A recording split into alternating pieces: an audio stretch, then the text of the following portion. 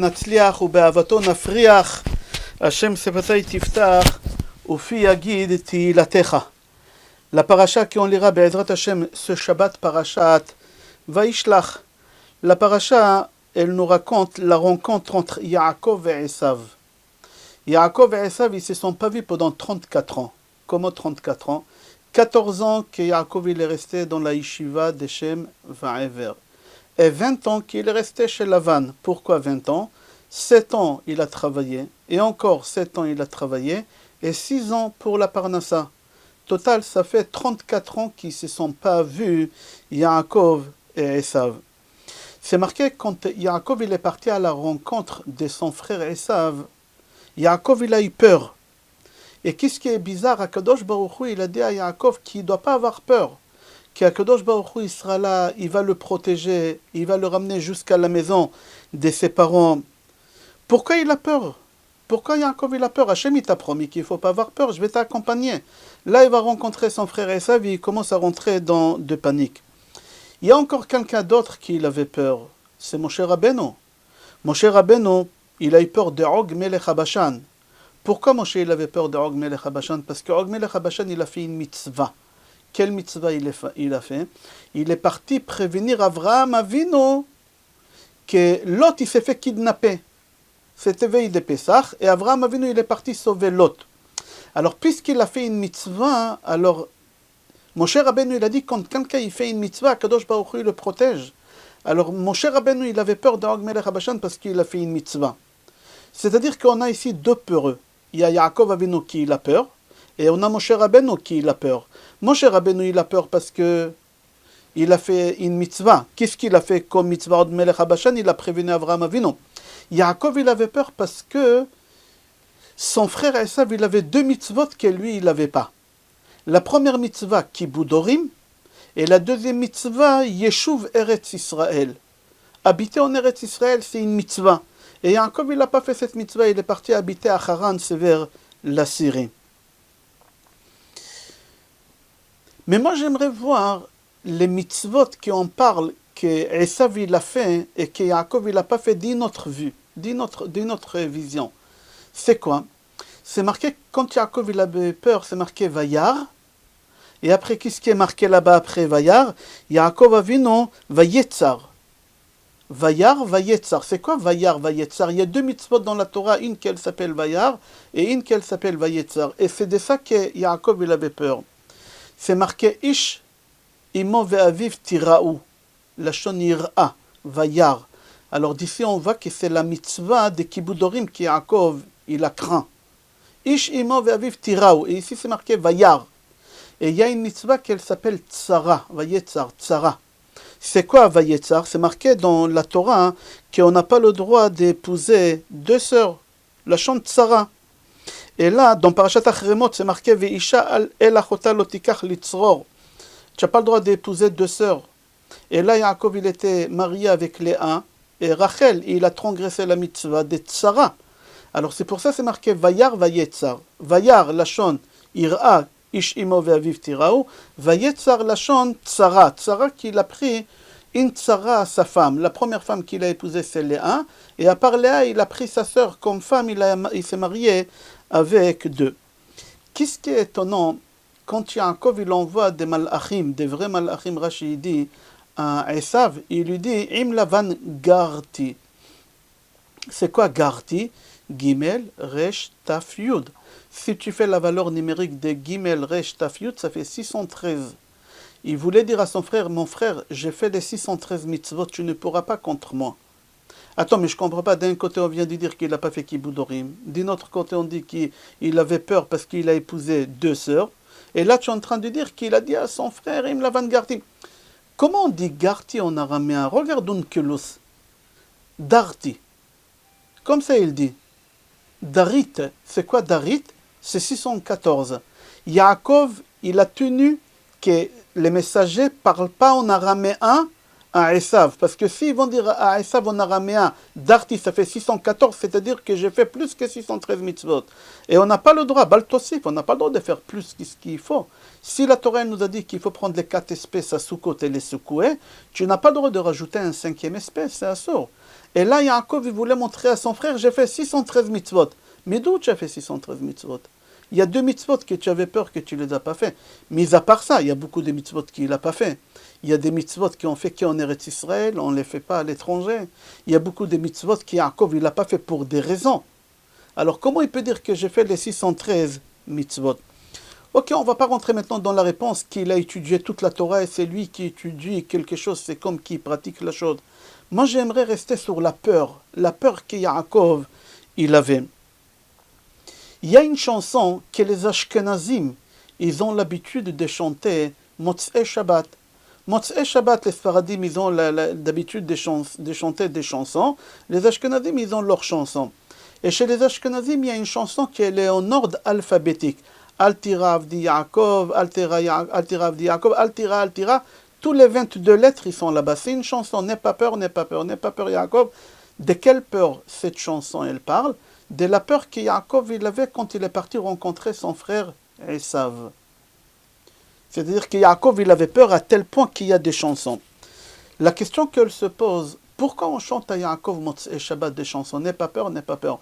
Moi, cette chanson, plutôt, j'aurais conseillé de la chanter à Seudah Shlishit. Pourquoi Seudah Shlishit? Parce que Seudah Shlishit, elle appartient à Yaakov. Seudah Rishona, on dit que c'est Yitzhak. Seudah Shnia, c'est Avraham. Seudah Shlishit, c'est Yaakov. Alors, puisque Seudah Shlishit, c'est Yaakov, alors moi, j'aurais chanté cette chanson Altira Avdi Yaakov à Seudah Shlishit, pas à Motzei Shabbat. Pourquoi on fait rentrer Yaakov Avinu dans la Havdalah? Dans Motzei Shabbat, on fait rentrer Yaakov Avinu. On va avancer, c'est marqué dans le tour. Siman Resh Ain Hei. On a l'habitude de parler d'Eliyahu Hanavi Motzei Shabbat. Nous, on chante beaucoup de chansons d'Eliyahu Hanavi Motzei Shabbat. Pourquoi on chante à Eliyahu Hanavi Motzei Shabbat? La raison est parce que c'est marqué Ine anechu sholach lachem et Eliyahu Hanavi lifnei bo yom Hashem hagadol ve'hanora.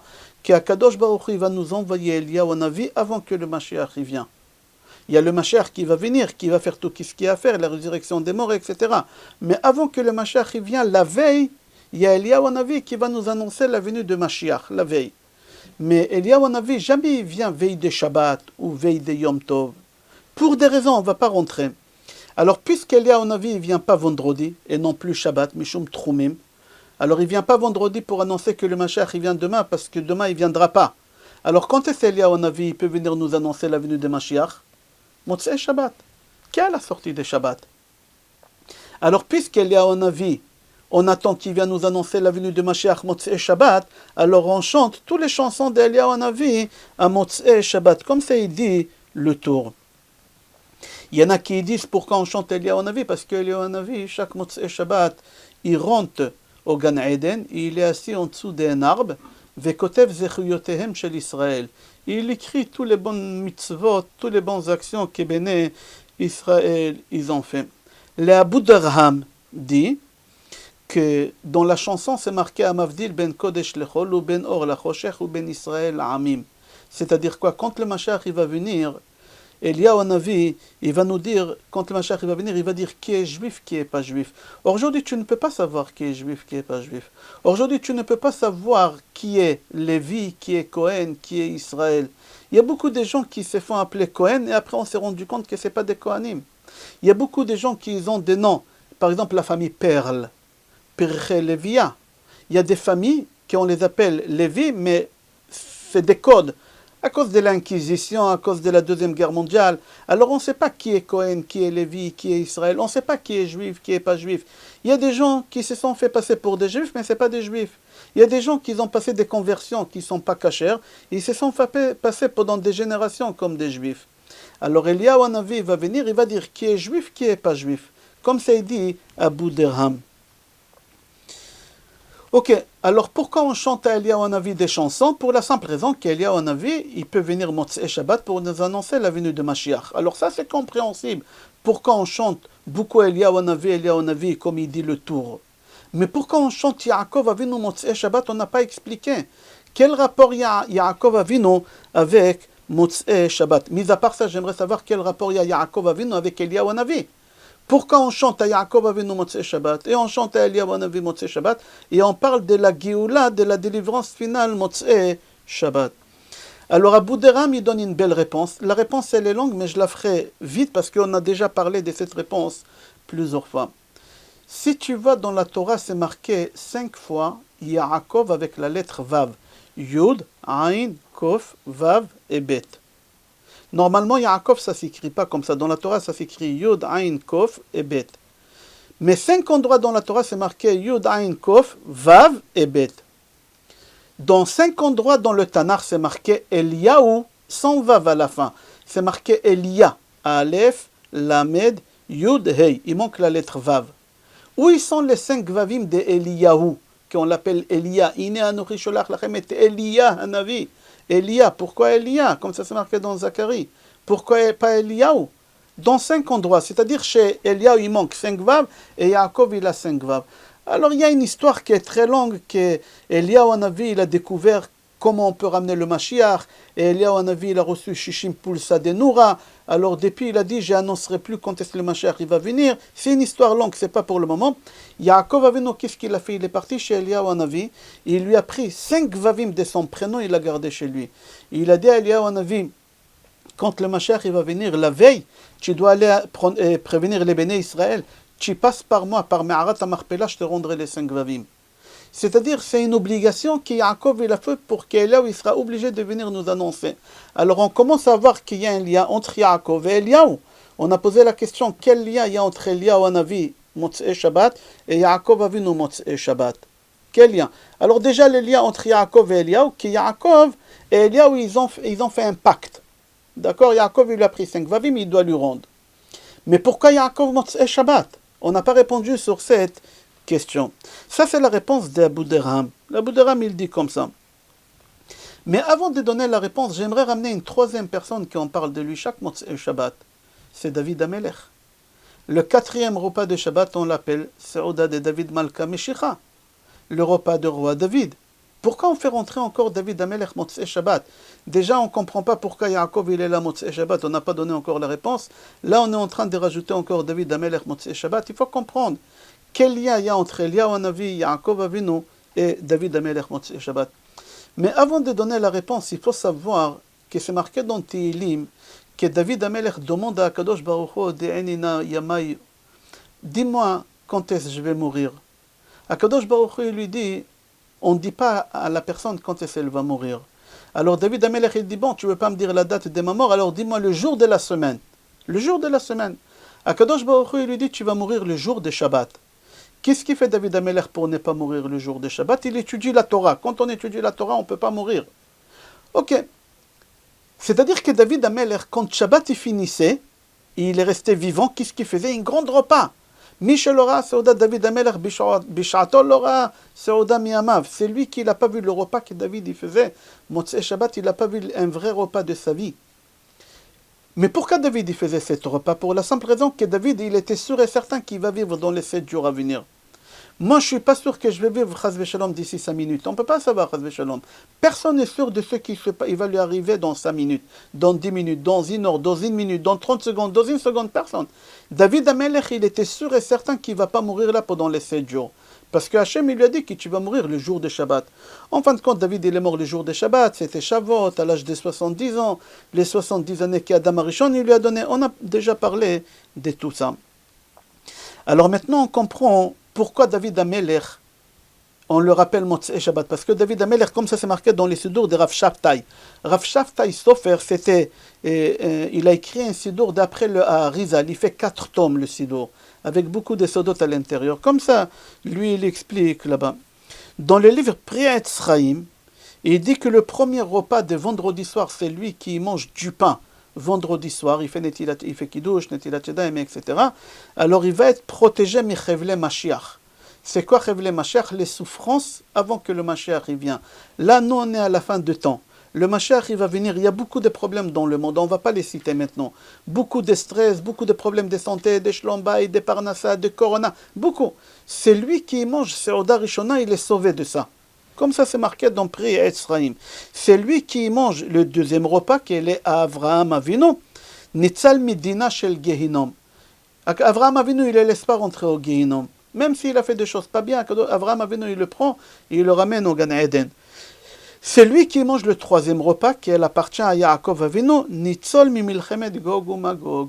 Il va être protégé de la dernière guerre, la troisième guerre qu'on l'appelle Gog ou Magog. Et il dit, il continue comme ça, le prix Etzraïm, et c'est lui qui mange le quatrième repas qui appartient à David Amelech, Nitzol mi chibut hakever. C'est quoi chibut hakever? C'est pas quelque chose de sympathique à expliquer maintenant, mais c'est une souffrance après qu'on enterre le mort, une demi-heure après, il se passe quelque chose, il y a deux malachim qui viennent, et il se passe deux choses. Et c'est lui qui fait Seuda réveillé, David Amelech, il le protège de chibut hakever. Alors venez, on va revenir à notre paracha. On a dit au début du cours, on n'a pas répondu sur les réponses Yaakov avec Seuda Reveït, avec la Havdalah et avec Motzei Shabbat. On n'a pas répondu, mais venez, on va revenir à notre paracha pour comprendre une très belle réponse. On a dit dans la paracha qu'Yaakov il avait peur. De quoi il avait peur? Alors Rashi sur place il dit Pachad Shema Yehareg ou Shema Yaharog. Il a eu peur qu'on le tue ou il avait peur de tuer des gens qui sont innocents. Je ne comprends pas quel âge il avait Yaakov ici. Yaakov, je crois, il avait 98 ans ici. 97 ans, il avait Yaakov. De quoi tu as peur de mourir? Yitzhak, il avait peur de mourir, c'est pour ça il a appelé tout de suite Esav, il a dit, viens, ramène-moi à manger, comme ça je te bénis. Pourquoi? Parce que quel âge il avait Yitzhak? Il avait 123 ans. Il est rentré dans les 5 années que sa mère elle est morte. Sa mère elle est morte à 127. Et en général, chacun il doit avoir peur 5 ans avant que son père ou sa mère elle est morte et 5 ans après. Alors Yitzhak, c'est logique, il arrive à 123 et il dit ça et le compteur il commence, j'arrive à 127, c'est compréhensible. Mais Yaakov, il avait peur de quoi? Shema Yaharek, qu'on le tue, impossible qu'on te tue. Tu es très loin des comptes de ton père, de ta mère, tu es très loin. Ton père, il a vécu jusqu'à 180 ans. Comment il avait peur, Yaakov? Bon, sa mère, elle est morte à 33 ans, mais lui, Comment c'est possible? Pardon, pas sa mère. Rivka, elle est morte. Il était très loin des contes de Rivka. Venez, on ne va pas parler de Yitzhak et de Rivka, on va parler d'Abraham et de Sarah, qui c'est ses parents, Abraham Avinu. Abraham, il a vécu jusqu'à 175 ans, lui, il a 97, il a encore de temps. Sarah, elle est morte à 127, il a 97, il a encore de temps. Je ne comprends pas pourquoi tu as peur. C'est la question. Il est encore jeune, Yaakov, pour avoir peur. Alors, si Yaakov, il a peur, j'aimerais savoir de quoi il a peur et pourquoi il a peur. C'est marqué dans la paracha qu'Yaakov il a donné beaucoup de cadeaux à son frère Esav. Le Baal HaTurim dit 550. Il y a une raison pourquoi dans le chiffre 550. Yaakov, quand il a traversé le Nahar Yabok, il a fait traverser toute sa famille. Après, à la fin qu'il a fait traverser tout le monde, il s'est rendu compte qu'il a oublié des petits pots de l'autre côté. Et au milieu de la nuit, qu'est-ce qu'il fait Yaakov? Il retourne de l'autre côté pour ramener le petit pot. Quand il finit de ramener le petit pot, en plein milieu de ce fleuve-là, il y a un ange, Samaël, il s'appelle, c'est l'ange d'Esav, il vient, il se bat avec Yaakov. Il se bat avec Yaakov, et en fin de compte, qu'est-ce qu'il fait cet ange-là? Il touche le genou de Yaakov pour voir est-ce que c'est un ange ou un être humain. Les anges, ils n'ont pas de kfitzim, ils n'ont pas de genoux, ils sont debout, comme c'est marqué chez Avram, il a dit aux anges, penchez-vous, il n'aura pas dit asseyez-vous parce qu'ils ne peuvent pas s'asseoir. Alors il a touché là-bas, il a vu que c'était un homme. Et qu'est-ce qu'il a fait? Là-bas, il a touché le nerf sciatique. Et il a rendu Yaakov Avinu boiteux pendant 1 an et demi, 18 mois. Yaakov, il a souffert de ça. Jusqu'à que Yaakov il arrive à Shrem, et c'est marqué Shalem. Il arrive à Shrem, Shalem. Rashi il dit Shalem Begoufo, Shalem Bemamono. Shalem Begoufo, Yaakov il est parti habiter à Sukkot avant d'aller à Shrem. Pendant 18 mois, 1 an et demi, il habite à Sukkot. Pourquoi il habite à Sukkot? On n'a pas le temps cette année d'expliquer pourquoi à Sukkot. L'année prochaine, on va expliquer. Mais il est parti habiter à Sukkot et il a guéri là-bas. Et là-bas, en même temps, il a rattrapé tout le bien qu'Esav lui a pris. Alors on dit, il arrive à Shrem, Shalem Begoufo, Shalem Bemamono. C'est-à-dire Shalem Begoufo, on tue avec son corps, en bonne santé. Et Shalem Bemamono, tous les cadeaux qu'Esav lui a pris, il les a récupérés. Yaakov, il a souffert énormément dans sa vie. Parmi les choses qu'il a souffert, une des choses pires, c'était Shrem, il a abusé de sa fille, Dina. Après toutes ces épreuves qu'Yaakov il a eues, sa fille Dina, il a boité pendant 18 mois, et Esav lui prend beaucoup de choses, Esav lui menace de la mort, sa femme Rachel, elle meurt. Akadosh Baruch Hu, il lui dit, tu n'as pas compris que tous tes problèmes y viennent parce que tu as promis le maaser et tu n'as pas donné le maaser. Koum Bethel, va à Bethel où tu as fait là-bas le vœu, tu as dit Kol asher titen li ha'aser ha'aser enolach, va là-bas. va là-bas et refait qu'est-ce qu'il faut refaire. Ok, pourquoi? Parce qu'ils disent, Chachamim, que les gens en général, au moment qu'ils ont des problèmes, ils font des nedarim. Et quand les problèmes ils partent, alors ils oublient les nedarim, ils ne respectent pas. C'est ça qu'est-ce qu'il a fait Yaakov. Yaakov, il a fait des vœux, parce qu'il avait des problèmes, et quand il n'y a plus de problèmes, il a tout oublié. Rabotai, jusqu'ici, qu'est-ce qu'on a fait? C'était un apéritif. On va commencer le cours, Be'ezrat Hashem. C'est marqué que Yaakov, Vayavo Yaakov Luza, Luza, Asher Be'eretz Kenan, I Bethel, Hu Vechol Ha'am Imo. C'est-à-dire, Yaakov, il arrive dans un endroit qui s'appelle Luz, que cet endroit, il s'appelle aussi Bethel. Il faut comprendre, Luz, Bethel, qu'est-ce qui se passe ici? La semaine dernière, dans la paracha, on a lu que Yaakov Avinu, il arrive au mont Moria. Il prend les 12 pierres, il met autour de sa tête, le matin il se lève, il y a une seule pierre, il met de l'huile sur la pierre, et il a appelé cet endroit Bethel. Mais en réalité, avant qu'on appelait Bethel, comment on appelait cet endroit, cette ville? Luz. C'est-à-dire qu'il a changé le nom de la vie. Yaakov, il a changé le nom de la vie de Bethel, il a changé à Luz. D'accord? C'est quoi Luz? Pourquoi on appelait cet endroit Luz? Tout d'abord, il faut savoir, les personnes qui habitaient dans la ville de Luz, ils ne mourraient pas. Ils ne mourraient pas là-bas. Pourquoi? Parce que là-bas, il n'y a pas de mensonges. Comme ça, c'est marqué dans Gemara Sota, page Memvav, Amoud Aleph. Ir Luz, l'ange de la mort, il ne pouvait pas rentrer là-bas. Pourquoi? Parce qu'il n'y a pas de mensonges. Il n'y a pas de mensonges. Ok. La question qu'elle se pose, la semaine dernière, Yaakov Avinu, avant de partir à Haran, il change le nom de la ville. Yosef, comment il change Yosef? Comment il s'appelait la ville au début, Yosef? Bethel. Bethel. Et il l'appelle comment? Luz. Maintenant, elle s'appelle comment tu as dit? Bethel. Non, elle s'appelait Luz. Elle s'appelait Luz, il l'appelait Bethel. Il a appelé Bethel. Maintenant, il part chez son beau-père. D'accord? Il va étudier aussi 14 ans. Combien d'années se sont écoulés? 34 ans. Oui. 34 ans, il revient ici. Et comment il appelle cet endroit? Luz. Je ne comprends pas, tu n'as pas changé le nom de Bethel à Luz. Ah, il revient avec l'ancien nom. Il revient à l'ancien nom. Pourquoi tu reviens à l'ancien nom? Pourquoi Yaakov il revient à l'ancien nom Luz? C'est bizarre. Encore plus tard il revient. Encore plus tard il revient. Encore quelques années plus tard il appelle cet endroit Luz. Quand est-ce? C'est encore à peu près 80 ans après. Quand est-ce qu'il a appelé cette ville encore Luz? Quand Yaakov il est en train de mourir, il appelle son fils Yosef. Et Yosef, il va voir son père, et c'est marqué comme ça dans le chapitre 48, Pasuk 3. Vayomer Yaakov el Yosef. Yaakov, il dit à Yosef, El Shaddai, nira elai beluz. Akadosh Baruch Hu, il s'est dévoilé à moi dans la ville Luz. Attends, je comprends pas.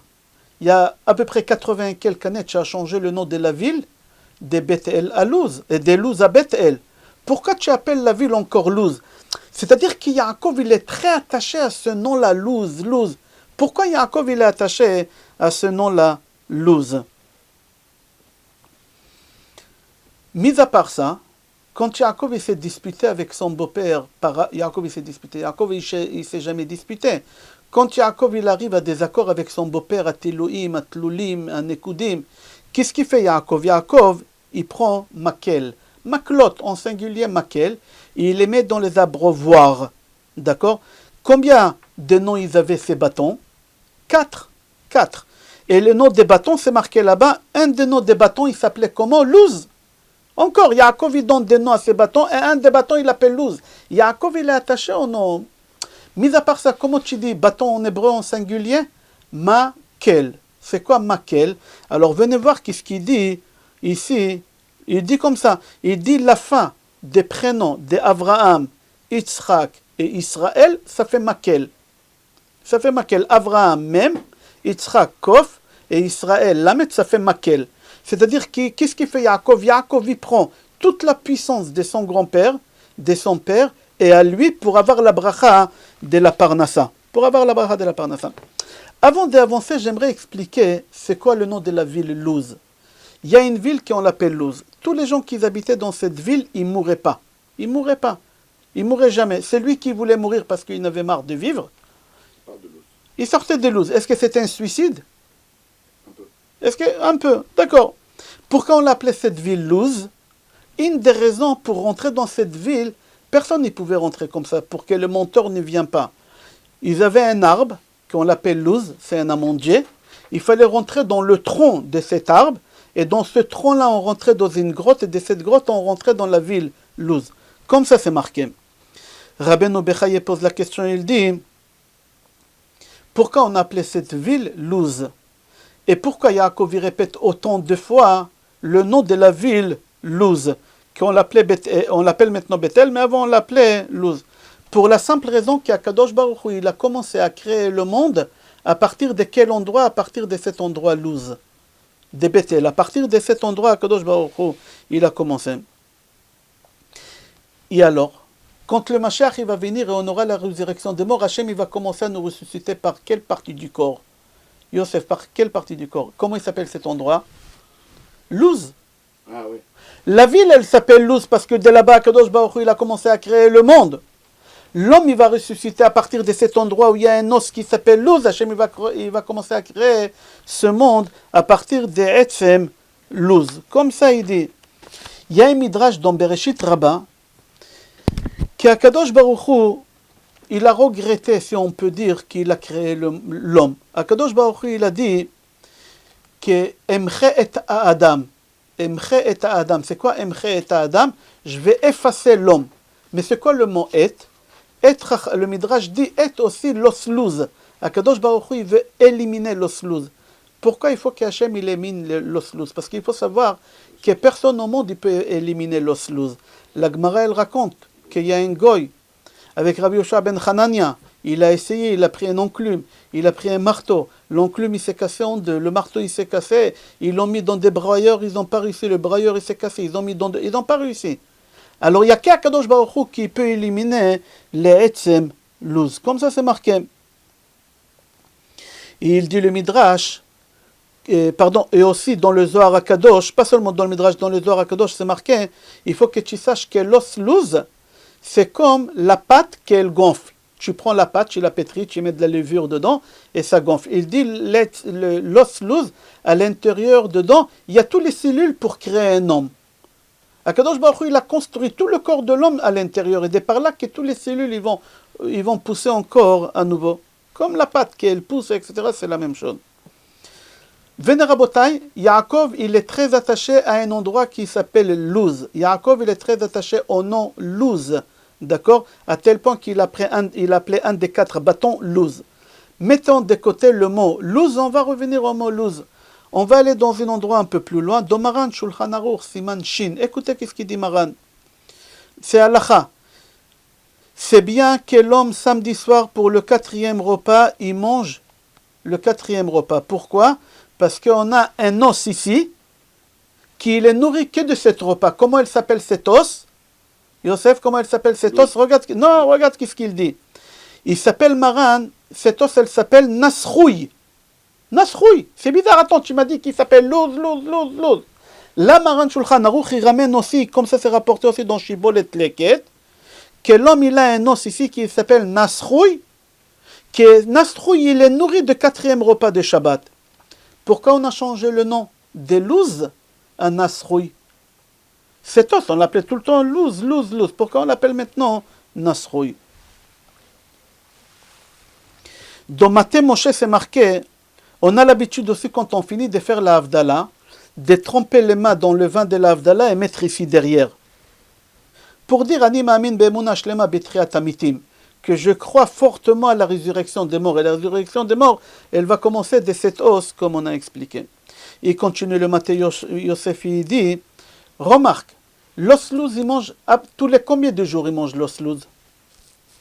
Une fois tous les 7 jours. Un repas, 4e repas, une fois tous les 7 jours, d'accord? Combien des années moyennement un homme vit, c'est marqué dans la Torah? 70 ans. C'est combien de fois 7? C'est 10 fois 7, c'est le chiffre 7. C'est-à-dire que tu vas profiter de cette os qu'elle-même, elle profite de la nourriture, tu vas profiter après tes 70 ans, la résurrection des morts, Be'ezrat Hashem, comme ça il dit le Matthieu Moshe. Ok, Rabotai, on va avancer. Cette os, elle a 2 noms. Le premier nom, elle s'appelle Luz, le deuxième nom, elle s'appelle Nasroui. Venez, on va voir qu'est-ce qu'il dit le Zohar HaKadosh. Le Zohar HaKadosh, il ramène un 3e nom à cette os. Amaravuna, הייתי בערי הים ושמעתי שקוראים לאותו עצם של שדרה שנשאר בקבר, j'étais l'autre côté de la mer, c'est-à-dire je voyageais très loin, et là-bas il appelle cet os-là qui reste après la mort tout le temps, un autre nom. Comment il s'appelle? Bethuel Aramai. Pas Bethuel Arami, Bethuel Aramai. Attendez, écoutez ce Zohar, je répète. Le Zohar il dit que Ravuna il a dit que cet os-là, il s'appelle pas ni Luz ni Nasroui, il s'appelle quoi? Il s'appelle Bethuel Aramai. Ok, il faut comprendre pourquoi. Il dit, une des raisons, il dit comme ça, parce que l'os, elle a la forme de la tête d'un serpent. Et le serpent, il était rusé. Et on appelle cet os Bethuel Aramai. Bethuel, le rusé. Il faut comprendre ce Zohar-là, il n'est pas compréhensible du tout. Je continue le Zohar à Kadosh. Amar Rabbi Shimon Bar Yochai, pourquoi cet os, elle reste tout le temps et on ne peut pas la éliminer? Mishum Shu Ramai, parce qu'il est rusé. Il meurt jamais. Il mange jamais, il mange que le 4e repas. Et c'est pour ça qu'il est fort. Je continue à Rabbi Shimon Bar Yochai, cet os, le rusé, ou Ramai Nikra, on l'appelle Ramai, parce que c'est le voisin de Yetzer Hara. Est-ce que quelqu'un y comprend ces Zohar? Cet os, on l'appelle Ramai, Bethuel Ramai, parce que c'est le voisin de Yetzer Hara. Il faut comprendre, personne n'est arrivé à comprendre cette chose-là. Le Ya'abetz, il dit comme ça. Kol yamai haïti mitpaleh. Pendant toute ma vie, j'ai été étonné, j'ai essayé de comprendre ce Zohar, mais jamais j'ai réussi à comprendre. Comme ça, il dit le Ya'abetz. Il dit, d'accord, j'ai compris que ça s'appelle Luz, j'ai compris que ça s'appelle Nasroui. D'accord, j'ai compris tout ça. Et qu'il est nourri par Seouda Revi'it, mais j'ai pas compris le Zohar qu'il dit qu'il s'appelle Bethuel Aramai. Personne, j'ai fait des recherches pendant toute ma vie dans tous les livres, personne il explique ces Zohar-là. Ve'adavar hazeh haya li caché. Ve'tsar gadol, j'ai souffert beaucoup. C'est une souffrance pour lui. Il a fait des recherches, il n'a pas réussi à comprendre pourquoi le Zohar HaKadosh, il appelle au nom de Ravuna, cet os-là, Bethuel Aramai. Pourquoi? Parce que c'est le voisin de Yetzer Hara. Il a dit, je ne comprends pas ce Zohar HaKadosh. Il dit, le Ya'abetz ve'anir onimina shamaim, du ciel, on m'a donné la réponse. Il dit qu'il a eu la réponse du ciel, parce qu'ici sur terre, personne il a expliqué le Zohar HaKadosh. Il dit, Bethuel, marque Bet, Taf, Vav Aleph Lamed, c'est la valeur numérique des 440. C'est la même valeur numérique des Met. Met, mort. Mort. Et Luz, c'est la valeur numérique de combien? 43. Ok. Tu as noté ça? Il y a une erreur ici. Peut-être tu l'as trouvé, peut-être tu ne l'as pas trouvé. Et c'est ça. Ramai, c'est 43. Attends. Non, Luz, c'est 43.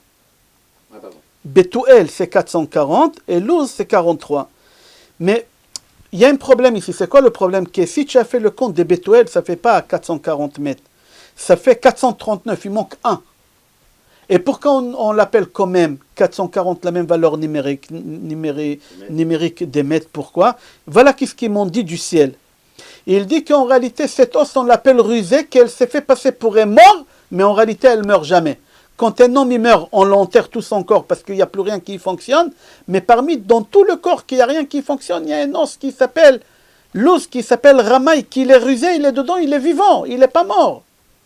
C'est pour ça qu'il dit qu'on l'appelle Bethuel. Pourquoi? Parce que Bethuel, c'est 439.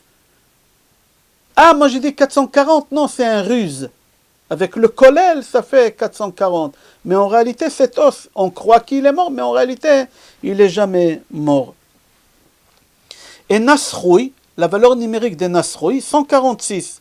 Pourquoi? Parce que le mot aussi, Koum, te lever, lève-toi après tes 120 ans, la résurrection des morts, aussi c'est 146.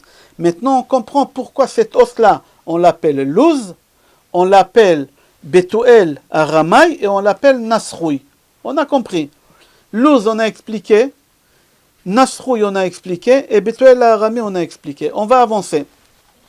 Le Ben Ishraï dit, écris devant toi Luz, Lamed, en gros, marque Lamed grand, Vav Zayin en pchi, Marque Nasroui, Nun en grand, Samer, Chaf Vav Yud, et Betuel, Bet en grand, Taf Aleph Lamed.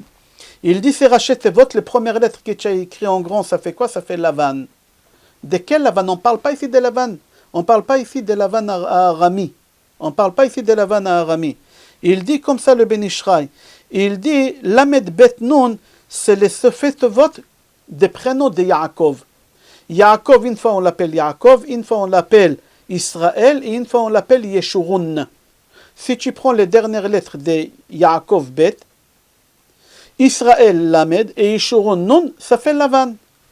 C'est-à-dire que l'oslouz, elle est liée à qui? Elle est liée à Yaakov. Tous les prénoms de Yaakov, il y a l'oslouz dedans. C'est-à-dire que Yaakov, il est lié à la Havdalah, au quatrième repas. Pourquoi? Parce que l'oslouz, il est nourri dans le quatrième repas, uniquement par le quatrième repas. Comme ça il dit à Ben Ishraï, maintenant on comprend pourquoi Yaakov Avinu, qu'est-ce qu'il fait Yaakov Avinu au quatrième repas à la Havdalah. Parce que toutes les dernières lettres de ces prénoms de Yaakov, ça forme le nom de cette os-là qu'elle s'appelle Lavan. Pourquoi cette os ne meurt jamais? Pourquoi cette os ne meurt jamais? Alors il répond, il dit, pour la simple raison, cette os ne meurt jamais, parce que c'est marqué comme ça. Dans les livres Mesilot HaNevi'im, et aussi dans beaucoup de livres des Mekoubalim, c'est marqué que parce que cette os, elle n'a pas mangé de l'arbre de la connaissance. Chava, quand elle a mangé de l'arbre de la connaissance, elle a pris l'os et elle a donné à tout le monde. Il y a deux personnes qui n'ont pas mangé de l'arbre de la connaissance. Il y a un oiseau qui s'appelle Ofachol, c'est le phénix qui renaît de ses cendres, c'est pour ça qu'il ne meurt jamais. Et deuxième personne qui n'a pas mangé cette os. Pourquoi cette os, elle n'a pas mangé?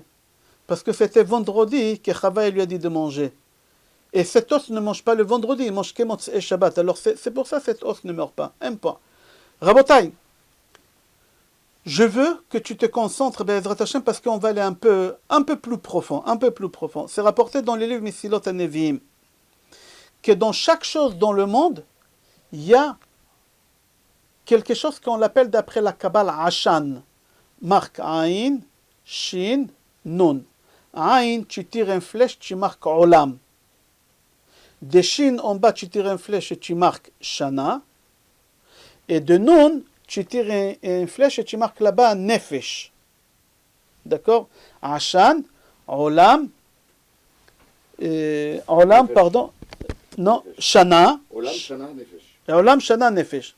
C'est pas fini. Maintenant, de Olam, c'est quoi Olam? Tire une flèche, ça fait un endroit. Le monde, c'est un endroit. Shana, c'est un temps, un moment, un temps, une date, une heure, etc. Et Nefesh, tire une flèche, c'est quelqu'un. Nefesh, quelqu'un. On est d'accord?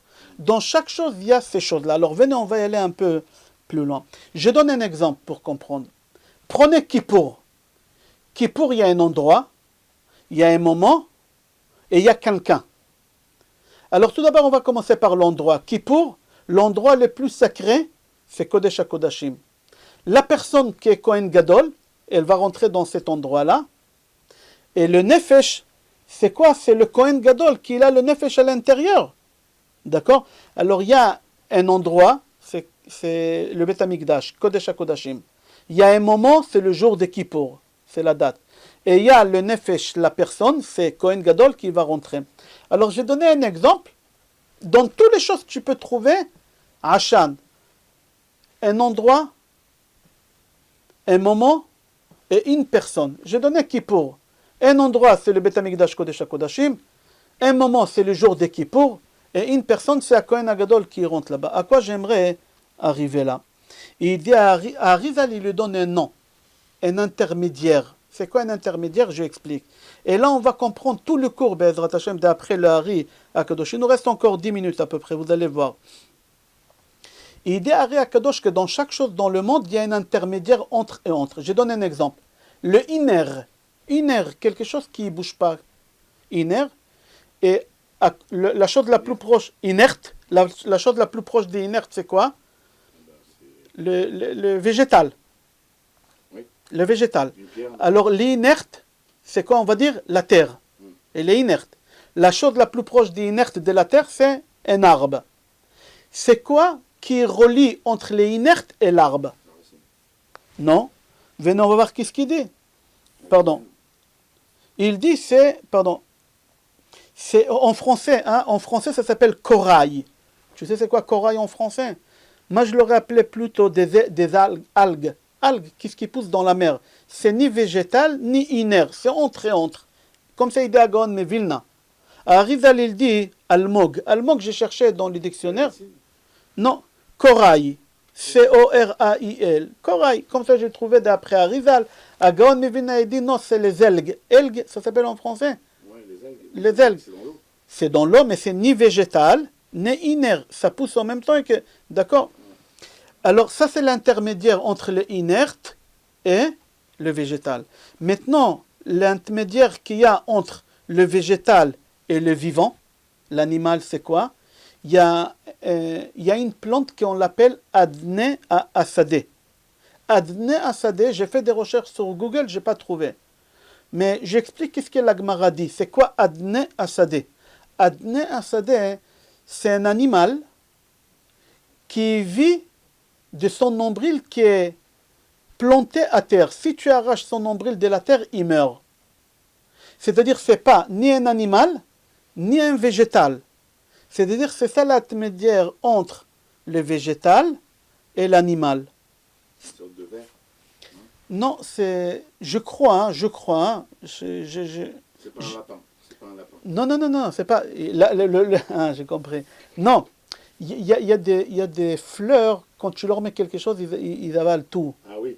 Mais je pense pas non plus que c'est ça. J'ai fait des recherches, j'ai pas trouvé, personne parle de Adne Asadeh. J'ai vu sur Google Adne Asadeh en hébreu, et il me montre des animaux, mais c'est pas ça. Je répète qu'est-ce qu'elle dit la Gemara. La Gemara dit, entre le végétal et l'animal, il y a quelque chose qui s'appelle Adne Asadeh. J'ai fait des recherches, j'ai pas trouvé c'est quoi, mais c'est un genre d'animal qui vit seulement s'il est planté à terre comme le végétal. Si je le déracine, il meurt. Mais ce n'est pas un végétal, c'est un genre mi-végétal, mi-animal. Alors on a expliqué quel intermédiaire il y a entre le inerte et le végétal, corail ou les algues. Quel intermédiaire il y a entre le végétal et l'animal? C'est Adne Asadeh. Maintenant, j'aimerais savoir, il dit à Arizal, quel est le lien qu'il y a, l'intermédiaire qu'il y a entre le vivant, l'animal et l'homme? C'est le singe. C'est le singe. À Ari Akadosh, il dit, est-ce que tu as vu, dans chaque chose, il y a quelque chose qui fait intermédiaire? Maintenant, moi, j'aimerais savoir, entre Shabbat et Yom Chol, quel intermédiaire il y a entre Shabbat et Yom Chol?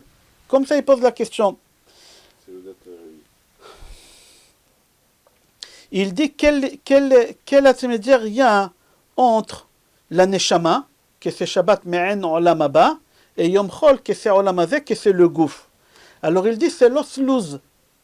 L'oslouz, elle est immortelle, et elle vit dans un corps qui est mortel. C'est elle qu'elle fait les liens entre les deux. Comme ça il dit à Rizal. Il dit, le Gouf, il est mortel. La Neshama, il est immortel. Et c'est lui qui fait lier entre le corps qui est mortel et la Neshama qui est immortel, c'est l'oslouz. On continue.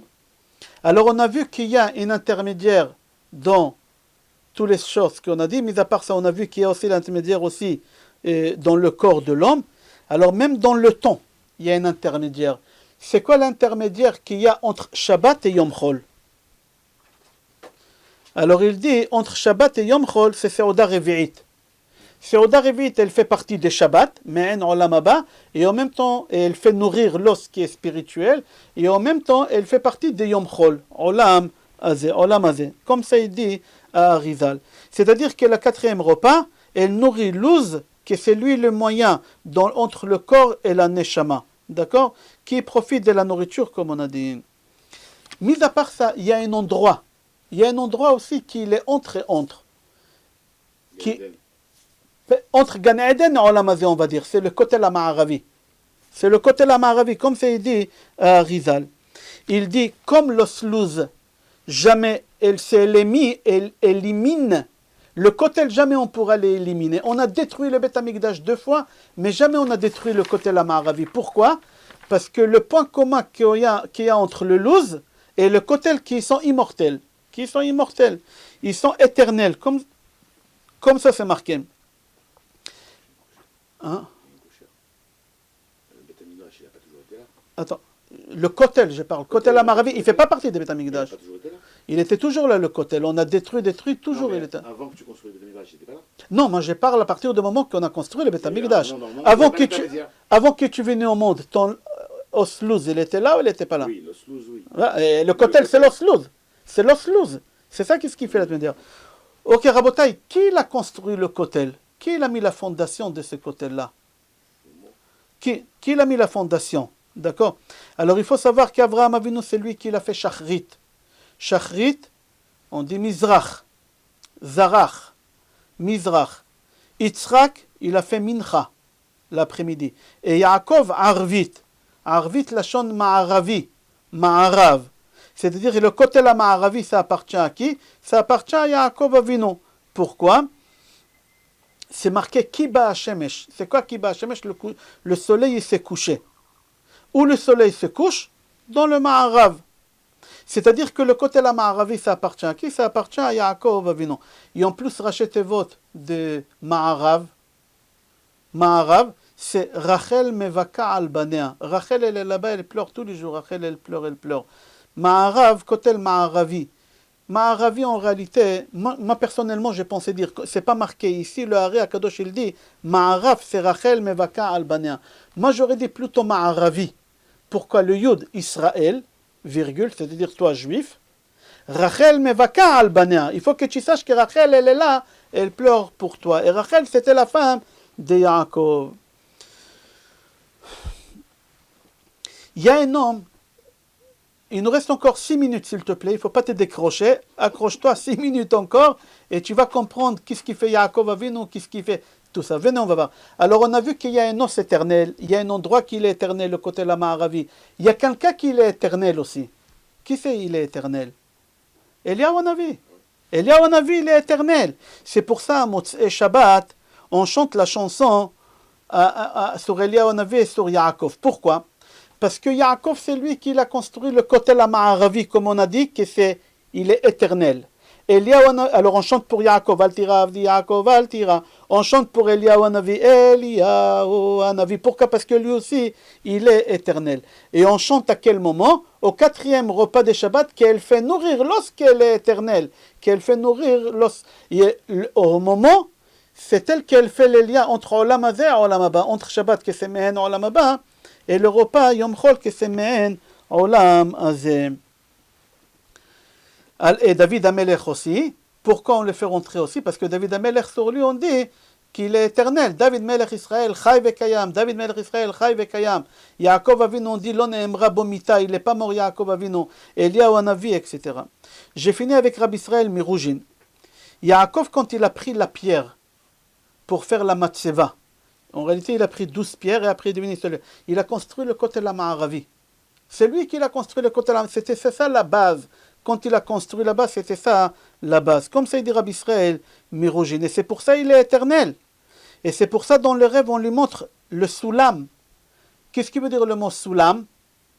Se'udat, livouy, malka. Soulam, se'udat, livouy, malka. Le repas qu'on accompagne la reine Shabbat. Et dans le rêve, on lui a montré le secret de Se'uda Revi'it, combien elle est importante. Vasoulam mutzav artsa. C'est quoi artsa? Terre à terre. Verosho magia hashamaima. Que cette Se'uda, elle est intermédiaire entre Olam Hazeh et Olam Haba.